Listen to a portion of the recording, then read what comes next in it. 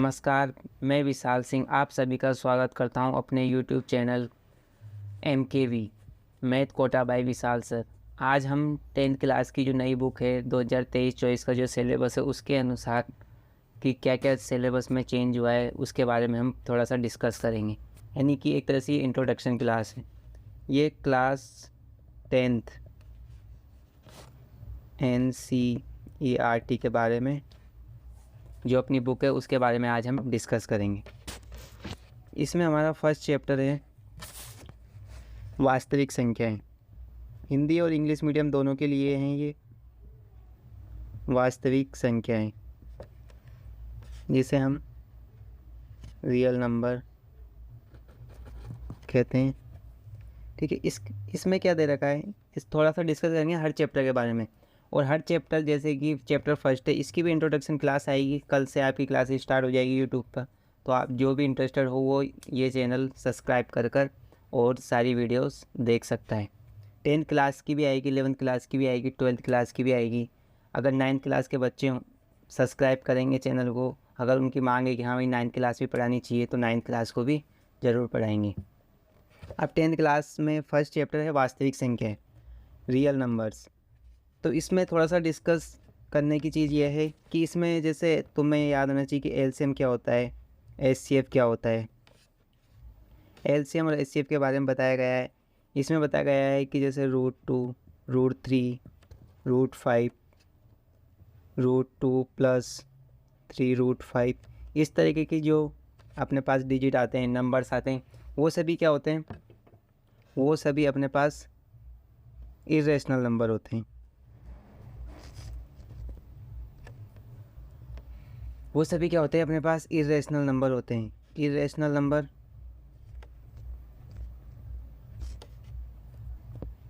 ये सभी होती है अपने पास अपरिमेय संख्याएं। अपरिमेय संख्याएं जिसे हम इरेशनल नंबर भी कह सकते हैं। अब जो इरेशनल नंबर है वो हमें इसमें क्या रहता है कि √2 एक इरेशनल नंबर, यानी कि √2 एक अपरिमेय संख्या है, ये हमको प्रूफ करके बताना रहता है इसमें। √3 उसके बारे में, यानी कि इसमें से कंफर्म एक क्वेश्चन आता है अपने पास। ये अपने चैप्टर फर्स्ट है। चैप्टर फर्स्ट के बारे में इस तरीके की चीज़ें, ज़्यादा बड़ा नहीं है, 1.1 और 1.2 है ओनली। अब हमारे पास चैप्टर नंबर 2 के बारे में देखते हैं। अब चैप्टर नंबर 2 होता है हमारे पास बहुपद यानी पॉलिनोमियल्स। ठीक है, पॉलिनोमियल्स क्या होता है। अब देखो बहुपद तुम्हें इससे चैप्टर के नेम से समझ में आ रहा होगा कि बहुपद यानी बहुत सारे पद यानी बहुत सारी टर्म्स होती है जिससे हम बहुपद कहते हैं। अब जो बहुपद है इसमें क्या आएगा, इसमें जैसे अपने एक टर्म्स की x² + 2x + 1 = 0, इस तरह की कोई टर्म्स दे दी। इसमें अपन को x की वैल्यू फाइंड करनी रहती है, यानी x का मान निकालना रहता है इसमें अपन को। अब x का मान जो निकालना रहता है उसको जो मान निकलते हैं, जैसे इसकी पावर 2 है यानी कि x की घात 2 है, तो इसमें क्या करते हैं, यानी कि x की कितनी वैल्यू आएगी, x के कितने मान आएंगे, यानी x के 1 और 2 मान आएंगे। अब वो x के 1 और 2 मान दोनों सेम भी हो सकते हैं, अलग अलग भी हो सकते हैं, यानी काल्पनिक यानी इमेजनरी नंबर भी हो सकते हैं, रियल नंबर भी हो सकते हैं, कुछ भी हो सकते हैं। तो जितनी घात होती है यानी जितनी पावर्स होती है x की, मैक्सिमम पावर ऑफ x, तो वही क्या होता है अपने पास, उतने ही अपने पास क्या आते हैं, रूट्स, यानी कि हिंदी में बोलते हैं मूल, जिसको अपन जीरोस भी बोल सकते हैं। यानी ये इसके क्या होते हैं, रूट्स होते हैं, जीरोस होते हैं, मूल होते हैं, जो भी अपने पास x की वैल्यू आती है। ठीक है, उसके बारे में पढ़ेंगे। उसके बाद अपन +c, ये अगर ये कोई फंक्शन से डिनोट हो रहा है, फंक्शन यानी कोई फलन है अपने पास, उससे डिनोट कर रहे हैं, यानी कि x यहाँ पर x दे रखा है अपन को, तो उससे डिनोट कर रहे हैं अपन, तो ये क्या है, बहुपद है। इस तरह की टर्म्स आएगी। अब यहाँ पर x की वैल्यू फाइंड करनी देती है अपन को, तो x की वैल्यू अपन 3 तरीके से फाइंड कर सकते हैं, फर्स्ट, सेकंड और थर्ड। यहाँ से तो होता है अपने पास फलन का मान निकालने के लिए, यानी कि वैल्यू ऑफ फंक्शन, उसका मान निकालने सबसे पहले अपने पास फर्स्ट मेथड होता है गुणनखंड विधि, यानी कि अपन को फैक्टराइजेशन होता है। ठीक है, ये अपने पास फैक्टराइजेशन होता है फर्स्ट विधि। इससे अगर अपने पास वैल्यू आती है तो ठीक है, हालांकि 2 ही विधि होती है लेकिन अपन 3 विधि बोल सकते हैं, क्योंकि इसी विधि से जैसे अपने पास है पूर्ण वर्ग विधि और एक होती है श्रीधराचार्य विधि बोल सकते हैं, श्रीधराचार्य सूत्र बोल सकते हैं, जिसको अपन द्विघात सूत्र भी बोलते हैं। ठीक है, इसको अपन क्या बोलते हैं, द्विघात सूत्र भी बोलते हैं। अब देखो द्विघात सूत्र भी बोल सकते हैं इसको। तो ये जो द्विघात सूत्र है श्रीधराचार्य विधि, इसी से पूर्ण वर्ग विधि बनती है, यानी कि पूर्ण वर्ग विधि यानी complete square method, complete square method. और श्रीधराचार्य यानी द्विघात सूत्र, जिसको अपन बोलते हैं क्वाड्रेटिक फॉर्मूला। ठीक है, क्वाड्रेटिक फॉर्मूला। ये 3 मेथड होते हैं, इसके बारे में अपन डिटेल से पढ़ेंगे कि क्या होता है क्या, और जैसे चैप्टर नंबर 2 की इंट्रोडक्शन क्लास आएगी उसमें सब कुछ बता देंगे और फिर कंटिन्यू क्लास जारी रहेगी। इसके बाद आता है अपने पास चैप्टर नंबर 3। अब चैप्टर नंबर 3 कौन सा है अपने पास,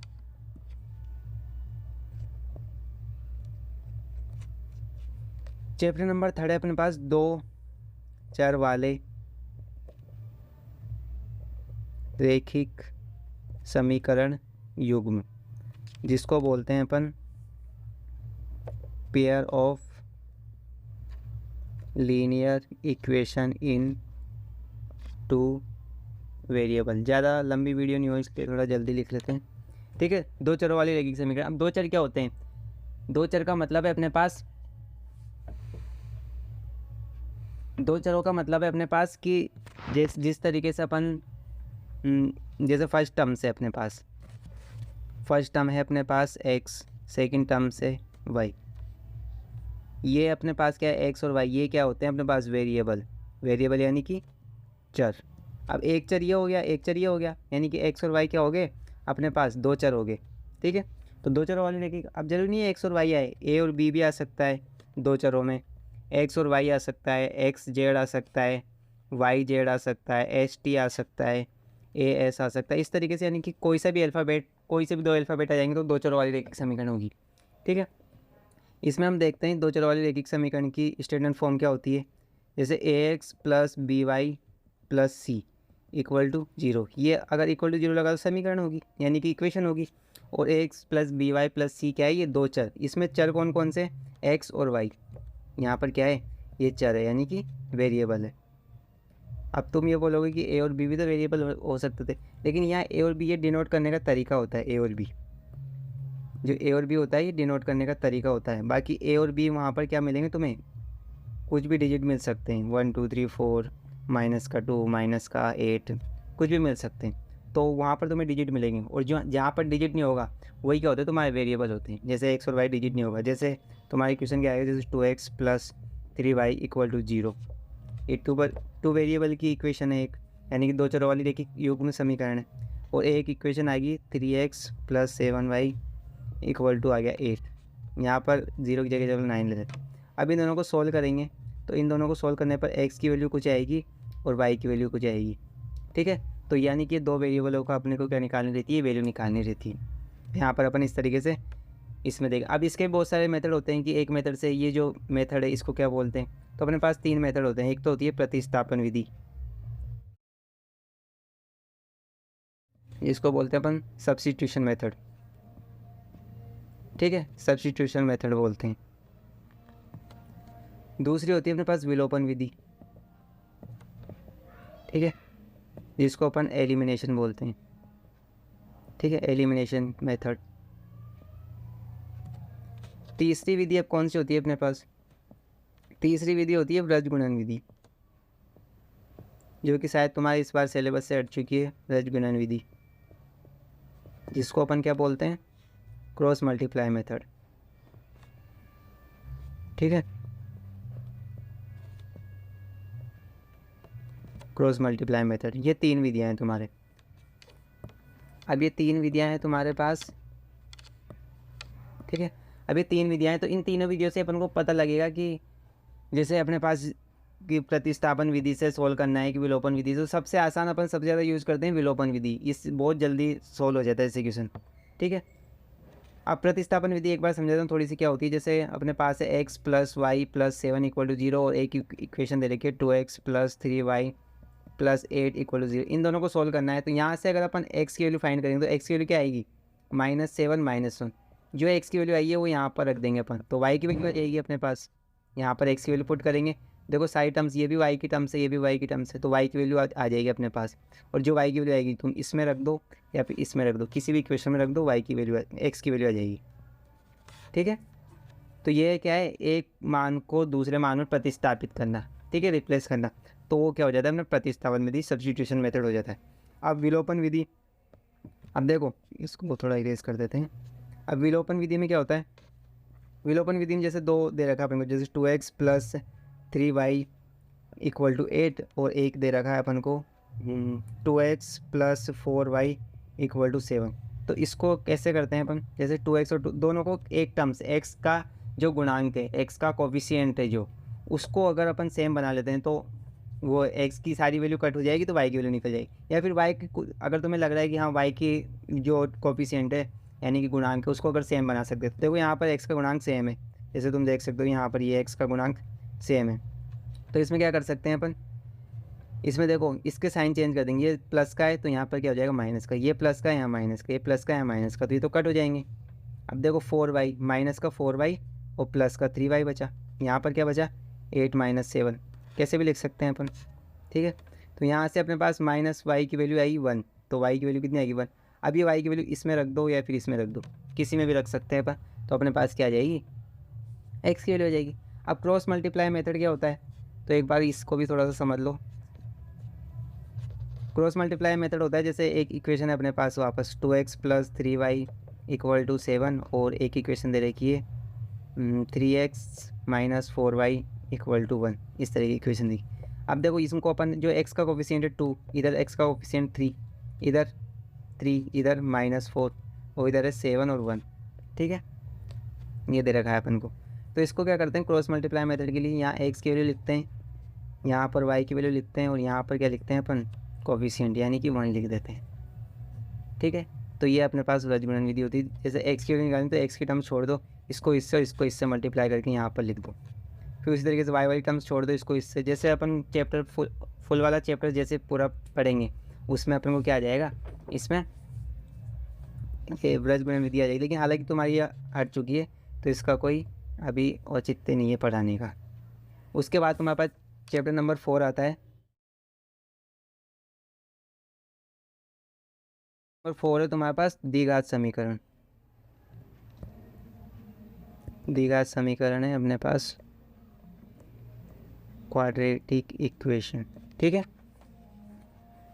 ये अपने पास क्वाड्रेटिक इक्वेशन। इसके बारे में बता दें चैप्टर जो 2 था वो अपने पास पॉलिनोमियल था यानी कि बहुपद था, और ये है अपने पास द्विघात समीकरण। तो द्विघात समीकरण यानी क्वाड्रेटिक इक्वेशन होती है।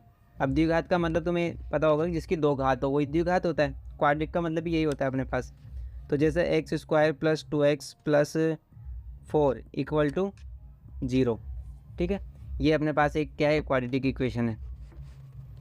अब ये क्वाड्रेटिक इक्वेशन है तो इसको क्या करना रहता है, सोल्व करना रहता है अपन को। इस तरीके की इक्वेशन आएगी। जैसे अपन एक इजी ले लेते हैं x² minus 5x plus 6 equal to 0। तो ये भी क्या है एक क्वाड्रेटिक इक्वेशन है क्योंकि इसकी पावर क्या है, जैसे तुम देख सकते हो यहाँ पर इसकी पावर क्या है 2 है, इसकी भी 2 है। तो इसको सोल्व कैसे करते हैं, तो देखो यहाँ पर एक बार थोड़ा सा मैं बता देता हूँ। यहाँ पर जैसे x² माइनस 5x प्लस 6 दे रखा। अब देखो ये जो प्लस दे रखा है ना, ये यहाँ पर बहुत मेन होता है। जैसे प्लस यानी कि इस यहाँ 6 है और यहाँ पर जो x² का कोफिशिएंट यानी कुछ नहीं यानी कि 1 है, तो मल्टीप्लाई करने पर तो क्या आना चाहिए अपने पास, देखो 1 को 6 से मल्टीप्लाई करो यानी 6 आना चाहिए। और यहाँ पर जो प्लस दिख रहा है तुम्हें, तो प्लस करने पर कितना आना चाहिए 5 आना चाहिए, ये वाला 5 आना चाहिए। तो ऐसे 2 नंबर सोचने हैं अपन को जिनको प्लस करे तो क्या आ जाए अपने पास 5 आ जाए, और मल्टीप्लाई करें तो 6 आ जाए। तो ऐसे 2 नंबर जैसे 3 और 2 दोनों को मल्टीप्लाई करेंगे 6 आ जाएगा, दोनों को प्लस करेंगे तो 5 आ जाएगा। तो इसको लिखते हैं x² माइनस, अब देखो जो 5 है ना उसकी जगह अपन एक ब्रैकेट बना देते हैं, x वैसा का वैसा है प्लस 6 वैसा का वैसा। अब जो 5 है ना, 5 को क्या लिख सकते हैं अपन, देखो 3 और 2 लिख सकते हैं ना, 3 + 2। अब ऐसा नहीं है कि 3 + 2 लिखो, 2 + 3 भी लिख सकते हो, आंसर सेम आएगा। तो ये अब देखो माइनस को 3 से मल्टीप्लाई करेंगे -3 और ये x, उसके बाद minus plus minus 2x plus 6 equal to 0। अब इन दोनों में से x कॉमन आ रहा है तो x माइनस 3 और यहाँ से -2 कॉमन आ रहा है तो x माइनस 3 इक्वल टू 0। ठीक है, ये ब्रैकेट दोनों हमेशा सेम बनेंगे। तो देखो अब x माइनस 3 इसमें भी आ रहा है और इसमें भी आ रहा है। ठीक है, x माइनस 3 इसमें भी आ रहा है और इसमें भी आ रहा है। अब यहाँ से क्या बचा x और यहाँ से x माइनस 2 इक्वल टू 0। अब देखो x माइनस 3 को एक बार 0 के इक्वल रख दो और x माइनस 2 को 0 के इक्वल रख दो, तो यहाँ से x की वैल्यू 3 आई और यहाँ से x की वैल्यू 2 आई, यानी कि x की 2 वैल्यू आई। ठीक है, तो ये क्या है अपने पास क्वाड्रेटिक इक्वेशन होती है। इस तरीके की जो क्वेश्चन आएंगे वो क्वाड्रेटिक इक्वेशन में आते हैं। अब अपन चैप्टर नंबर 5 देख लेते हैं एक बार, इंट्रोडक्शन थोड़ा सा देख रहे हैं सबका। अब देखो चैप्टर नंबर 5 है अपने पास AP यानी कि समांतर श्रेणी। ठीक है, समांतर श्रेणी यानी AP यानी कि अरिथमेटिक प्रोग्रेशन। ठीक है, इसमें क्या होता है, इसमें तुम्हें नाम से पता चल रहा होगा समांतर श्रेणी यानी समान अंतर, सब में समान अंतर आना चाहिए। जैसे मैंने 1 2 3 4, तो ये क्या है, एक समांतर श्रेणी। देखो सब में अंतर आ रहा है, 2 में से 1 माइनस करेंगे तो 1, 3 में से 2 माइनस करेंगे तो 1, 4 में से माइनस करेंगे तो 1। जैसे मैंने लिखा 1 5 9 इस तरीके से। तो देखो अब 5 में से 1 गया तो 4, 9 में से 5 गया तो 4, इस तरीके से। यानी कि दोनों की जो डिफरेंस है, दोनों का जो अंतर है वो क्या आना चाहिए, सेम आना चाहिए। वही समांतर श्रेणी यानी कि AP होता है अपने पास। इस तरह की इक्वेशन होती है। अब देखो AP में क्या होता है अपने पास, AP में अपने पास ज़्यादा कुछ चीज़ होती नहीं है, लेकिन अपन को आना चाहिए कि इसकी फर्स्ट टर्म क्या होती है। जैसे इसको ऐसे डिनोट करते हैं A1 A2 A3 A4 और लास्ट वाली टर्म्स होती है ना उसको बोलते हैं AN। ठीक है, और जहाँ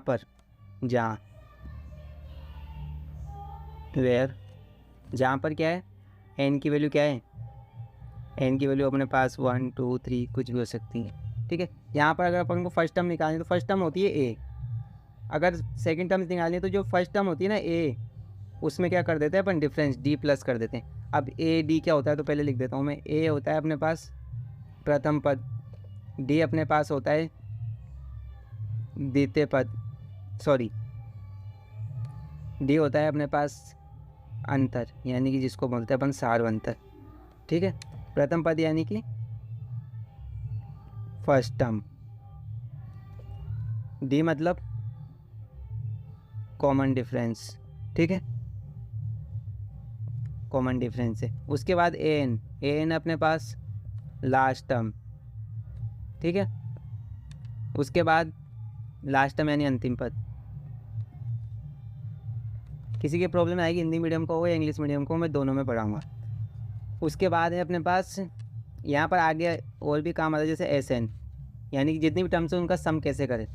तो ये अपने पास क्या होते हैं, ये अपने पास होता है सम ऑफ AP यानी AP जितनी भी जो भी AP तरीके उनका सम करना है, यानी कि सबको क्या करना है, प्लस करना रहता है। ये अब इसमें 3 फॉर्मूले होते हैं अपने पास। AN equal to A plus N minus 1 into D, इसको मैं भी प्रूव कर दूंगा। SN equal to N/2 2A plus N minus 1 into D। उसके बाद एक और फार्मूला होता है अपने पास, क्या हो गया, उसके बाद एक और फार्मूला होता है SN का N/2 A प्लस N। 3 फार्मूले होते हैं अपने पास। ठीक है, यहाँ पर 3 फार्मूले हैं। अब देखो जैसे मैंने बताया था तुम्हें कि A1 बराबर 1, A2 बराबर A प्लस D, उसी तरीके से A3 बराबर A प्लस 2D, A4 बराबर A प्लस 3D। उसी तरीके से यहाँ पर आ जाएगा देखो AN बराबर, अब देखो यहाँ A4 था। ठीक है, यहाँ पर A तो A रहेगा प्लस, देखो यहाँ 4 था तो यहाँ 3 है, तो यहाँ N है तो यहाँ क्या आ जाएगा N-1, और D वैसा का वैसे ही, क्योंकि सब में D आ रहा था इसमें भी D आएगा। तो देखो ये प्रूफ हो गया, इस यानी ये फॉर्मूला इस तरीके से बना था। इस तरीके से अपन एक और बार निकाल सकते हैं, ज़्यादा लंबा वीडियो हो जाएगा, फिर मैं बता देता हूँ थोड़ा सा। जैसे A1 बराबर इस तरीके से निकाल सकते हैं A1, A2 बराबर अपन लिख सकते हैं A1 प्लस D, A3 बराबर लिख सकते हैं A2 प्लस D, A4 बराबर लिख सकते हैं A3 प्लस D। इससे भी अपन को क्या निकाल सकते हैं, प्रथम पद, द्वितीय पद, तृतीय पद, चतुर्थ पद, यानी first term, second term, third terms, fourth terms. ठीक है, ये है अपने पास चैप्टर नंबर 4। उसके बाद पढ़ते हैं चैप्टर नंबर 5 हो गया। अब चैप्टर नंबर 6। चैप्टर नंबर 6 है अपने पास त्रिभुज यानी कि ट्रायंगल। ठीक है, ये है अपने पास ट्रायंगल। अब देखो ट्रायंगल में क्या है तुम्हें पता होना चाहिए, ट्रायंगल अपने पास बहुत तरीके के होते हैं। तो ट्रायंगल में क्या आएगा, इसमें ज़्यादा चीज़ें नहीं आएगी। तुम सोचोगे कि फॉर्मूले भी आ जाएंगे ट्रायंगल के, ऐसा कुछ नहीं आएगा। इसमें सिर्फ थ्योरम्स आएगी यानी प्रमेय आएगी। ठीक है, थ्योरम्स आएगी इसमें बस, सॉरी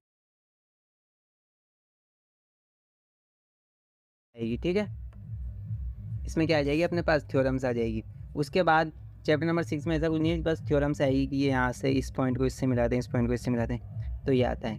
उसके बाद आ जाता है अपने पास चैप्टर नंबर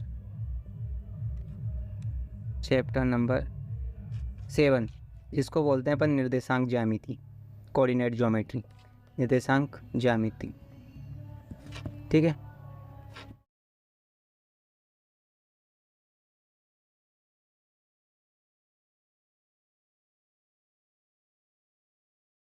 इसमें क्या होता है कोऑर्डिनेट ज्योमेट्री, इसमें क्या है निर्देशांक आते हैं, नहीं अपने पास जो जितने भी पॉइंट्स होते हैं, जैसे अपना एक रूम है उसमें 4 पॉइंट है, तो चारों जो पॉइंट आएंगे उनको अगर मिलाएंगे तो क्या बन जाएगा, स्क्वायर बन जाएगा। अगर तुम्हारा 10x10 का रूम है, या फिर अगर हमारा 10x20 का है तो क्या बन जाता है, एक क्यूबॉइड बन जाता है, ठीक है।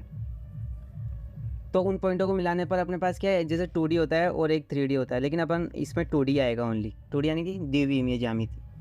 तो इसमें अपन को निर्देशांक आएंगे, निर्देशांक के में क्या आएगा, जैसे एक पॉइंट दे दिया अपन को -2 3, दूसरा पॉइंट दे दिया अपन को 1 और 2, तो इनके बीच की दूरी बतानी है, यानी इनकी डिस्टेंस बतानी है, इन दोनों पॉइंटों के बीच की दूरी, ठीक है। तो इस पॉइंट को मान लिया अपन ए और इस पॉइंट को बी मान लिया, तो क्या होता है ए बी बराबर √x2 - x1 का स्क्वायर प्लस y2 - y1 का होल स्क्वायर, ठीक है। तो ये अब यहाँ पर x1 x2 y1 y2 है क्या, तो देखते हैं। देखो ये फर्स्ट वाली जो टर्म्स होती है ना, ये x1 y1 होता है, और जो सेकंड वाली होती है x2 y2 होती है, ठीक है। तो अब देखते हैं ए बी की वैल्यू निकालते हैं। तो x2 क्या दे रखा है अपने पास 1, माइनस x1 दे रखा है -2, यानी माइनस माइनस प्लस का स्क्वायर। अब x2 कितना दे रखा है 2, माइनस y1 कितना दे रखा है 3 का स्क्वायर, 1 + 2 3 का स्क्वायर प्लस -1 का स्क्वायर, तो कितना हुआ 9 + 1, यानी कि √10 आंसर आ गया। इसके बीच की दूरी कितनी हुई, √10। इस तरीके से अपन क्या करेंगे,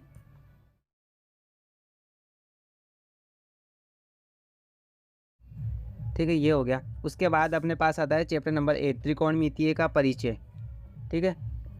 चैप्टर नंबर 8, त्रिकोणमितीय का परिचय, ठीक है, यानी कि क्या है, इंट्रोडक्शन है, यानी कि इंट्रो टू ट्रिग्नोमेट्री, ठीक है। अब इसमें क्या त्रिकोणमितीय का परिचय आएगा बस ओनली। त्रिकोणमितीय का परिचय यानी कि जैसे साइन थीटा क्या होता है, cos theta, tan theta, cot theta, sec theta, cosec theta, इनके बारे में बताएंगे, ठीक है। इनसे फॉर्मूले बनेंगे, जैसे बहुत सारे फॉर्मूले बनेंगे, sine square theta plus cos square theta equal to 1, बहुत ज़्यादा यूज़ होता है, 1 + tan square theta equal to sec square theta, ठीक है। इस तरीके की जो भी फॉर्मूले आएंगे, और भी आएंगे, जैसे अपने पास 1 + cot square theta equal to cosec square theta, tan, ये सारे फॉर्मूले पढ़ेंगे। पर अभी थोड़ा सा इंट्रोडक्शन ही बता रहा हूँ मैं। टेन थीटा बराबर होता है अपने पास साइन थीटा बटे कोस थीटा, और कोस थीटा बटे साइन थीटा, अगर इसका जस्ट उल्टा कर देते हैं अपन तो क्या हो जाता है, कोट थीटा। यानी कि इससे अपन को पता चला है कि टेन थीटा 1/, होता है कोट थीटा के। मोड भी लगा सकते हैं, ये इसको मोड बोलते हैं, यानी मापांक बोलते हैं अपन।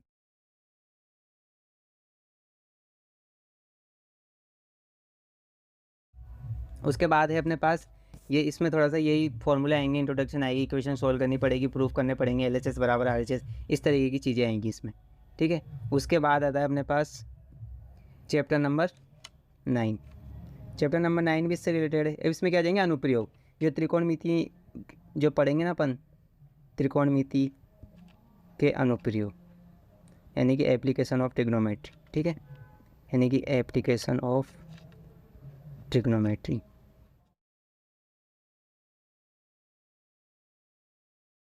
अभी थोड़ा ज़्यादा लंबी वीडियो नहीं हो जाए, इसलिए थोड़ा जल्दी लिखना पड़ रहा है। अब देखो चैप्टर नंबर है अपने पास ये 9 नंबर का। अब चैप्टर नंबर 9 में क्या क्या दे रखा है अपन को, कि इसका अनुप्रयोग, यानी कि जो त्रिकोणमिति अपने कहाँ काम आती है, बोलते ना कि कहीं साइन थीटा कोस थीटा कहीं काम नहीं आता, तो वो कहाँ काम आता है ये अब बताएगा अपन को चैप्टर नंबर 9। जैसे चैप्टर नंबर 9 में क्या है, एक ट्राइंगल है, यहाँ से लेके यहाँ तक की दूरी बता सकते हैं अपन, यहाँ से लेके यहाँ तक की, या फिर ये वाला पॉइंट मिला, यहाँ से यहाँ तक की दूरी बता सकते हैं, यहाँ से यहाँ तक की।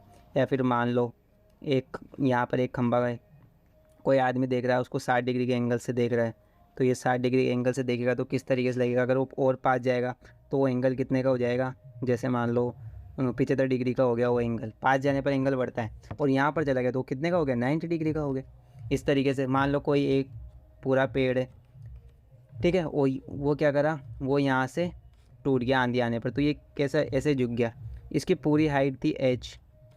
अब देखो, अब ये पूरी हाइट h है, तो इसको माना अपन ने x1, इसको मान लिया x2, तो x1 प्लस सॉरी x1 इसको मान लिया, y1 इसको मान लिया, तो x1 plus y1 equal to क्या हो जाएगा h, क्योंकि पूरी जो लंबाई थी वो क्या थी, h ही थी। ठीक है, तो इस तरीके से टूटने पर वो कितने डिग्री पर ज़मीन से टकराया, 30 डिग्री पर, और जहाँ पर टकराया वहाँ से लेकर पेड़ तक की दूरी मान लो 3 मीटर थी। तो इस तरीके के सवाल क्या आएंगे, इसमें आएंगे प्रयोग, जितनी भी चीज़ें आएंगी सारी चीज़ें इसमें आएगी। जैसे एक बोट है अपने पास, यहाँ पर भी एक बोट है, यहाँ पर क्या है, नदी है, इस तरीके से। तो यहाँ से यहाँ तक जाएंगे अपन, तो वो सीधा बिल्कुल नहीं जाएगा क्योंकि नदी का बहाव इधर जा रहा है, ठीक है, इधर नदी का बहाव जा रहा है, तो वो कहाँ से, जैसे वो यहाँ से सीधा इधर जाएंगे, यानी कितने डिग्री एंगल पर वो चले कि वो सीधा यहाँ पहुँचे, या फिर वो पहले से मान लो वो इधर चले ताकि वो सीधा अगर भाव आए तो वो सीधा क्या है, सीधा इस तरीके से पहुँच जाए। मतलब इस तरीके की चीज़ें बताई जाती है इसमें। उसके बाद है अपने चैप्टर नंबर 10, चैप्टर नंबर 10, ठीक है। अब चैप्टर नंबर 10 है, चैप्टर नंबर 10 क्या है अपने पास, व्रत, यानी कि सर्किल, ठीक है। अभी सर्कल क्या होता है अपने पास, सर्कल यानी व्रत। अब तुम बोलोगे व्रत का फॉर्मूला आ जाए, ऐसा कुछ नहीं आएगा इसमें। इसमें क्या आएगा, व्रत के बारे में बताएगा, या फिर कोड यानी कि जीवा, जिसको अपन जीवा बोलते हैं। व्रत के बारे में थोड़ा बता, ये होता है अपने पास केंद्रक, जिसको सेंटर बोलते हैं अपन। उसके बाद यहाँ से केंद्रक से लेके केंद्रक यहाँ से लेके यहाँ तक की दूरी होती है आर, आर को बोलते हैं अपन त्रिज्या यानी कि रेडियस। अगर ये पूरे ही ऐसे यहाँ से लेके और यहाँ तक ये पूरी वैल्यू जो केंद्रक से होगी गुजरे, तो ये क्या होता है अपने पास, डायमीटर, डायमीटर यानी कि व्यास, ठीक है। ये जो तुम्हें ये दिख रही है ये होती है अपने पास परिधि, जिसको पेरीमीटर भी बोलते हैं अपन, पेरीमीटर, ठीक है। ये सारे इसके बारे में। अब देखो यहाँ से ये तो केंद्रक से गुजरा है ये, इसलिए इसको व्यास बोलते हैं। अगर ये यहाँ से गुजरे तो फिर इसको क्या बोलेंगे, तो इसको बोलेंगे अपन जीवा, कोड, ठीक है, जीवा बोलते हैं। और जीवा के बाद जैसे ये जीवा ने इसको एक पार्ट में और इस पूरे वाले पार्ट को एक पार्ट में डिवाइड कर दिया, तो ये क्या हो गया, ये अपने पास क्या होगा,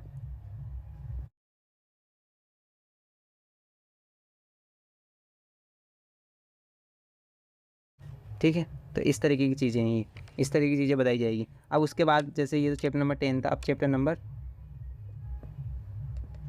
11। पहले जो तुम्हारा चैप्टर नंबर 11 था वो था कंस्ट्रक्शन, यानी जिसमें तुम चाप देखते 35 डिग्री का एंगल कैसे बनाते, 60 डिग्री का, वो भी चांदी की सहायता से, यानी जो स्मॉल डी होता है अपने पास उसकी सहायता से। लेकिन यहाँ पर क्या है, जो अपने पास व्रत है ना, व्रतों से संबंधित क्या आएगा इसमें, अपने पास क्षेत्रफल निकालने के लिए आएगा। अब व्रत से संबंधित क्षेत्रफल यानी व्रत का क्षेत्रफल देखेंगे, यानी व्रत से संबंधित क्षेत्रफल का मतलब है जो एरिया रिलेटेड टू सर्कल, यानी कि जो एरिया है ना सर्कल से रिलेटेड होना चाहिए। तो व्रत का क्षेत्रफल यानी कि अपन बोल सकते हैं एरिया ऑफ सर्कल क्या होता है, पाई आर स्क्वायर, ठीक है। ये अपने पास सर्कल है, यहाँ पर क्या है, इसका केंद्रक है, ये पूरा एक चक्कर काटता है पाई का होता है, और यहाँ से लेके यहाँ तक दूरी आर होती है अपने पास, ठीक है। तो आर को जब अपने आर से मल्टीप्लाई करते हैं तो अपने पास क्या आ जाता है, व्रत का क्षेत्रफल। अब व्रत की परिधि, सर्कमफेरेंस ऑफ सर्कल, ठीक है। सर्कमफेरेंस ऑफ सर्कल क्या होता है अपने पास, 2 पाई आर। बस ये दो फॉर्मूले ज़्यादा यूज़ होते हैं। अगर तुम्हें इसका मान लो ये दे दिया, इसके बाद तुम्हें यहाँ से लेके यहाँ तक एक त्रिज्यखंड काटना है, सेक्टर, ठीक है, जिसको अपन सेक्टर बोलते हैं। तो ये थीटा दे दिया तुम्हें, यहाँ से यहाँ तक की वैल्यू मान लो एल दे दी, ठीक है। तो इस तरीके के लिए निकालने के लिए अपने पास फॉर्मूला क्या होता है, इस तरीके के लिए फॉर्मूला होता है अपने पास। जैसे मान लो अपन को इसका एरिया निकालना है कि इसका पूरे का एरिया क्या है, चेंज कर देते हैं, इस पूरे का एरिया क्या है। तो इसका एरिया निकालने के लिए अपने पास फॉर्मूला तो क्या होता है, पाई आर स्क्वायर। अब यहाँ पर क्या जाएगा थीटा, यानी कि जो यहाँ पर दे रखा था ना अपन को थीटा, दूसरे कलर से लिखते हैं इसको, यहाँ पर दे रखा था अपन को थीटा, ठीक है। तो जो थीटा होता है ना वो यहाँ आता है, थीटा अपन 360 डिग्री, ठीक है। तो इससे एरिया निकल जाता है। अगर इसकी ये परिधि निकालनी तो इसके लिए क्या आएगा, इसके लिए 2 पाई आर थीटा अपन 360, सिंपल है, वही थीटा अपन 360 लगाना रहता है और कुछ नहीं, ठीक है। तो ये चैप्टर नंबर कितना हो गया अपने पास 11। अब चैप्टर नंबर 12। अब चैप्टर नंबर 12 क्या है अपने पास? पृष्ठीय क्षेत्रफल व आयतन। पृष्ठीय क्षेत्रफल व आयतन, ठीक है, यानी कि सरफेस एरिया।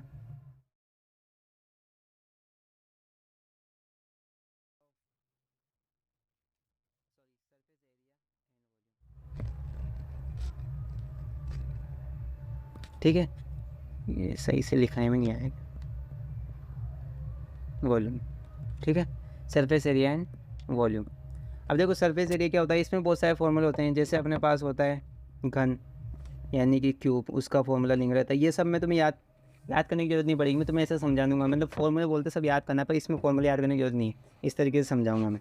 इसमें है घनाभ, ये अभी जल्दबाजी में लिख रहे हैं, बाकी तुम्हें सही से लिखेंगे, पूरा समझ में आएगा। ये क्यूबॉइड, ठीक है। उसके बाद आता है अपने पास शंकु, यानी कि जैसे शंकु अपने पास कौन। उसके बाद आता है अपने पास बेलन, बेलन यानी कि सिलेंडर। उसके बाद क्या बचा? गोला, यानी कि स्फेयर। हो गए घन, घनाभ, शंकु, बेलन, गोला, ठीक है। इस तरीके की चीज़ें आएंगी अपने पास, और भी एक दो होंगे तो देख लेंगे। बाकी इन सबके फॉर्मूले लिखने, जैसे इनका वॉल्यूम 4/3 पाई आर क्यूब, यानी 4/3 पाई आर क्यूब, ठीक है। वॉल्यूम सबका याद होना चाहिए। जैसे घन का वॉल्यूम ए क्यूब, घनाभ का वॉल्यूम जैसे बोल सकते हैं LBH, ठीक है। मतलब सारे सिंपल तरीके से याद कराएंगे, इससे कोई दिक्कत नहीं है, ठीक है। इसमें जैसे 1/3 पाई आर स्क्वायर एच शंकु का, इसका होता है पाई आर स्क्वायर एच, यानी सबके मैंने आयतन बता दिए। यानी बहुत सारे तो सारे फॉर्मूले याद रखने की जरूरत नहीं पड़ेगी।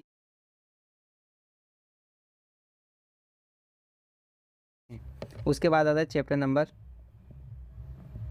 13, सांख्यिकी, ठीक है। सांख्यिकी मतलब स्टैटिस्टिक्स।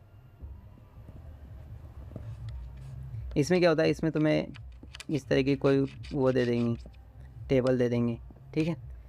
इस तरीके की टेबल दे देंगे, उनसे पूछेंगे जैसे यहाँ पर 1 2 1 3 5, इस तरीके से लिख देंगे और बोलेंगे कि 2 कितनी बार है, 1 कितनी बार है, 3 कितनी बार है। ऐसे क्या है, बारंबार था बंटन बनाओ, तो 1 कितनी बार है, तो उसकी अपन क्या बना सकते हैं, इस तरीके की। ये तो क्या होती है, फ्रीक्वेंसी होती है, यानी बारंबारता होती है अपने पास।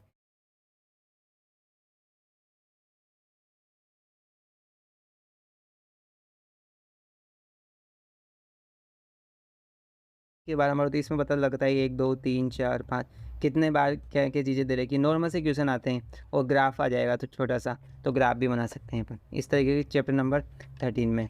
अब चैप्टर नंबर अपने पास आता है 14, जिसको अपन बोलते हैं प्रायिकता, ठीक है। प्रायिकता यानी कि प्रोबेबिलिटी,